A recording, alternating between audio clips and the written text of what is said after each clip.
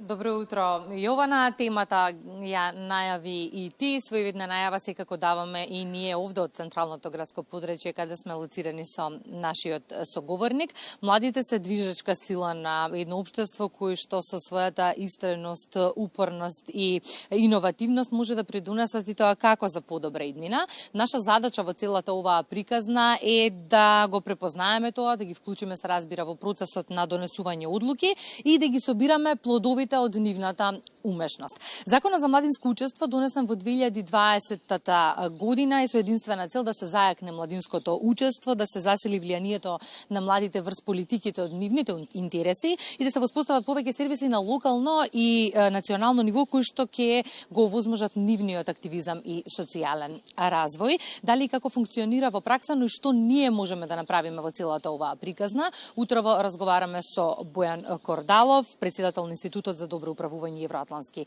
перспективи Скопје. Бојан, добро утро и благодарам за позитивниот одговор за разговор во утринската програма. Благодарам многу за честа и за секој задоволството да бидам дел од вашата програма. 3 години, нешто повеќе од 3 години од имплементацијата на Законот за младинско учество, кога вчера во текот на вчерашниот ден некако истражував што тој се регулира, а што всушност во пракса, како изгледа неговото спроведување во пракса, забележав низа недоследности. Не постои ниту најдобар закон кој што не го следи најдобра пракса, ниту постои добра пракса без добар закон. Кај нас правото и спроведувањето некако многу ретко одат рамо под рамо, односно рака под рака, и тоа е најголемиот проблем. Ако сакаме да ги менуваме работите, ако сакаме да ги прилагодуваме потребите на младите луѓе и на општеството заедно, мора да работиме на тоа, не да имаме спротивставени гледања и буквално да правиме политички и други поделби. За среќа, имаме добро искуство во изминативе 2 години заедно со клубот на млади пратеници од Собранието, каде што членуваат представници, пратеници од различни политички партии, да видиме што се случува на терен и да се обидеме да дадеме импулс да се забрза ваквата работа. Меѓутоа и општините се во право кога велат дека постојат низа на пречки, пред се финансиски, кои што им оневозможуваат да ја адресираат ваквата потреба на младите. Мислам дека централната и локалната власт или политичките партии и институциите мора да седнат и да решат дали ова прашање е приоритет. Дали сакаат да направат општество по мерка, пурнек на граѓаните, пурнек на младите, или пак сакаат едноставно да се гради општество во кое што само политичарите ќе се чувствуваат задоволно, само нивните кавги ќе бидат напред, и буквално постојано ќе има поделби кои што нема да овозможуваат да се оди напред. Во дел од општините, споменавте, има формирано локални младински совети кои што даваат некакви резултати. Во дел има буквално пробон, односно проформа, се извинам, додека во огромен дел нема воопшто ни формирано. Мислам дека финансиската потреба е наистина голема на општините и за тоа се во право, меѓутоа во исто време и финансиските потреби мора да бидат поддржани од страна на централната власт и заеднички да креираат мерки и активности кои што ќе ги вклучат младите. Но клучниот рецепт е дали младите ќе ги креираат тие активности, дали тие ќе ги предлагаат или пак повторно ние како организации или како институции ќе бидеме тие кои што ќе кажуваат што треба наместо тоа да доаѓаат самите млади. Очигледно е дека законот треба да се дооформи во многу сегменти и самите млади велат сакаме квалитет, не квантитет. Имајќи преди дека години наназад го слушате пулсот на младите и како тие размислуваат, што велат, во кои сегменти треба да се унапреди законот? Пред се треба да бидат вклучени младите во процесите. Дали е тоа на одлучување, дали е тоа на предлагање и така натаму, мора да бидат вклучени. И знаете како сега во овој момент сите си велиме или дел од нас си велиме, ама има многу можности, младите не се вклучуваат. Младите луѓе, денешните млади луѓе никогаш нема да се вклучат во општество кое што е направено по наша мерка од едноставна причина што тие растат, се развиваат и функционираат во општество кое што е сосема ново. Секако дека днес зборуваме само за дигитализацијата, меѓутоа таа даде најголем импакт. Денеска младите можат во било кој време од денот да испратат имейл или да го закажат да се испрати. Можат да пребараат било што во било кој време од денот. Ние не можеме да очекуваме дека истите принципи на работа, на функционирање, на вклучување ќе ги има. Дојди до архива, поднеси барање, чекај 10 дена. Значи денеска со еден клик вие можете да направите се, да се јавите некаде, да нарачате нешто, да направите бизнис, да формирате дури некоја организација и така натаму, а а ние се уште им велиме на младите луѓе, дојди, поднеси во архива направи. Че едноставно на тој начин нема да се вклучат. Или дојди во канцеларија, седни. Дел од младите луѓе сакаат да напишат свој став на социјалните медиуми. На чет каналите како WhatsApp, Viber, Facebook чет и така. Дали е тоа возможено? Дел сакаат да најдат други форми на вклучување. Или најважното од се во денешно дигитално време, ние одиме по луѓето, ние одиме и ги носиме информациите кај луѓето, а не да чекаме како порано тие да доаѓаат кај нас. Иако дигитализацијата е само еден од сегментите, што друго им го отежнува живењето на младите во нашето општество? Па, например, голем дел од нив кажуваат дека им го отежнува тоа што има фиксно работно време. Или дека има фиксна позиција каде што треба да бидат. И повторно тоа е во корелација со дигитализацијата. Знаете, вие ако можете испратите мејл во било кое време, се поставува прашањето зошто од 8 до 4 или 9 до 5 или 7 до 3 мора да бидете физички некаде присутни. Зошто не можете да ги завршите работите многу поинаку. На крајот на криштата, уште пред 15 на години во светот, во IT индустријата конкретно, имаше многу млади луѓе или многу луѓе кои што се вработени, беа вработени, кои што можеа да работат од било каде во светот, само да имаат добар интернет, да бидат приклучени во одредено време и ги имаа сите предуслови за работа ако се решат да дојдат во канцеларија, дури и до можност да одат во фитнес центри, храна, пијалаци, нешто што пред 15 години не беше својствено. Така што, ако пред 15 години IT индустријата почна да го менува светот, ајде да дадеме малце импулс тоа да почне да се менува и тука. Значи, флексибилното работно време, можноста за работа од далечина, тоа не значи работа само од дома, значи работа од друга земја. Тоа значи работа од парк, тоа значи работа во моментов од туристичко место. Дел од младите луѓе се во нашите туристички места, како Охрид, Струга, Преспа, Доран, да не редам и така натаму, и работат за своите работодаваци најчесто во странство. Значи, едноставно таа слобода која што дигитализацијата им ја дава, дел од нив ја користат и сакаат да ја користат, а фрилансерството кое што кај нас за жал не се поддржува целосно, туку се гледа само како основа за одданочување, што е во ред.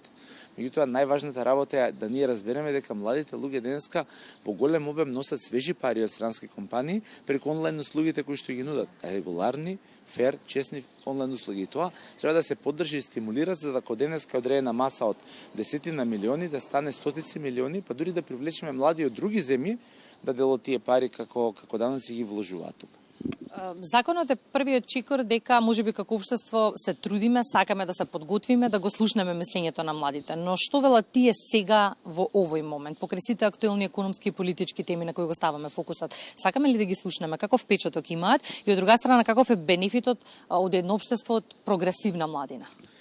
Искрен ќе бидам, не мислам дека никој кај нас речиси смета дека е слушнат во општеството и тоа е најголемиот проблем. Намаѓањето на комуникација, на релација институции граѓани, односно власти граѓани, на секој ниво е најголемиот проблем. Кај нас, секогаш кога не сте на власт или кога не сте во институциите, ги критикувате, а ако успеете да влезете внатре, потоа го критикувате народот. И тоа јајце и кокошка синдром ни прави многу голема штета. Потребно е да разбереме дека прво на 1.800.000 луѓе, меѓутоа е второ во вакво време не е во ред да се делиме, да се двоиме, да се караме. Сите играме за истиот тим. Вие да имате политички разлики, тоа е во ред, вие да имате концепцијски разлики, тоа е во ред.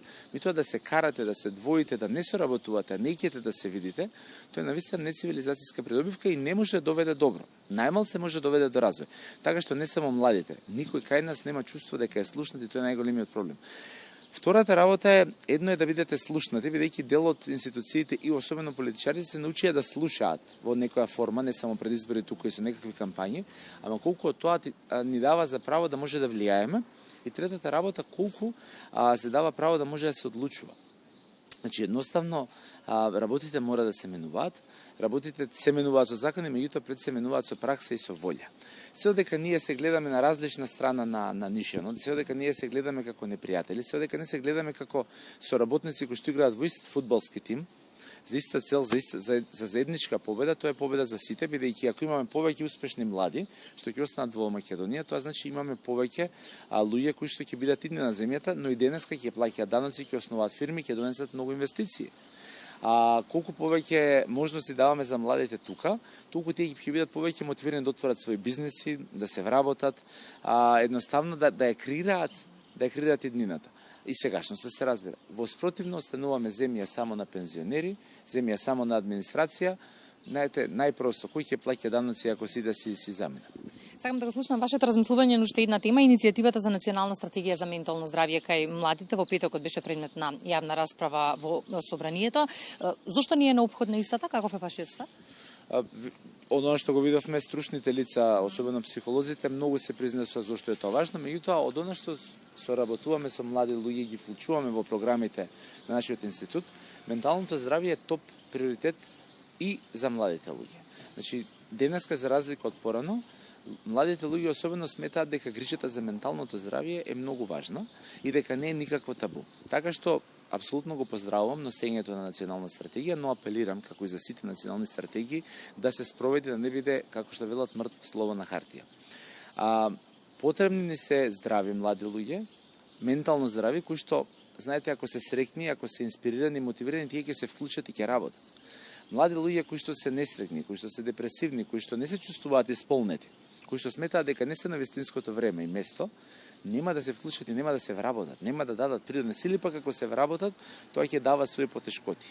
Повторно губитокот или грешката е кај сите нас и на крајот кај државата.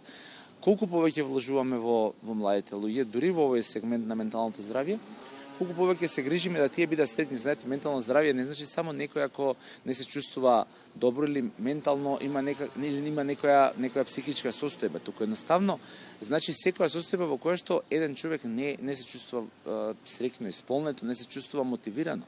Психолозите тоа многу подобро ќе го објаснат и затоа сметам дека многу е важен овој сегмент, особено кај младите луѓе, бидејќи во денешното време во кое што тие треба да балансираат помеѓу дигиталната реалност, секојдневната реалност, помеѓу обврските што ние како возрастни од други генерации ги поставуваме, но и нивната сегашност иднина е навистина тешка и мислам дека треба поддршка, а ова може да биде основата за тоа. И сосема за крај, дел од младите во однос на имплементацијата на Законот за младинско учество велат сакаме многу посериозни казни, за да можеме некако да видиме ефектот целата оваа приказна. Многу ме интересира кој е вашиот став. Казни или многу посериозна стратегија за имплементација на законот во пракса? Тој термин казни, особено после короната, стана буквално како добро утро. Што ќе правиме? Ајде ќе казнуваме, па после ќе амнестираме, па тоа ќе... Значи, секако дека треба казни. Законот јасно во секоја сфера пропишува каде ако нешто се прекрши, односно нешто се погреши, се применува таа и таа казни. Се знае која е демократската процедура за тоа. Ама институциите наместо да градат стратегии спроведливи како да се спроведе нешто, како да се направи, како да не дојде до казни, првиот збор стана кој ќе сгреши ќе оказниме. И сега ако се завртиме околу нас ќе видиме дека секој од нас прави милион грешки и буквално неказнивоста станува секојдневие заради тоа што не се фокусираме на тоа како системот да функционира. Носење на закон или на стратегија не е магично стапче, например, а стратегија за ментално здравје. И се вие ќе ја донесете со најголем консензус сега, кој ќе ја спроведе? Каде е акцијски план, каде е програма, како тоа, со кого, кои ресурси, кои финансиски импликации, односно кои пари ви требаат за тоа. Значи, едноставно, да го замениме зборот казни, односно да го оставиме зборот казни на оние што треба да казнуваат. А оние кои што се дел од правосудниот, меѓутоа и безбедносниот систем. Тие го тераат тој дел. Ајде ние да се фокусираме на како да се спроведат работи за да помалку доаѓаме до казни, многу повеќе да наоѓаме нови решенија. Државите кои што се фокусираат на потребите на граѓаните, кои што се фокусираат на тоа како да им помогнат да се вклучат со тие закони, се многу посрекни. Скандинавските земји, на пример, како и секогаш ќе ги посочим. Вам благодарам за разговорот. Оваа тема секако бара дискусија. Ние ќе имаме и продолжение од истата. Благодарам. Благодарам многу за можност. Јована, се надевам дека дадовме добар вовед во темата која што ја продолжуваш ти со гостинката во студиото 3 на Македонската телевизија.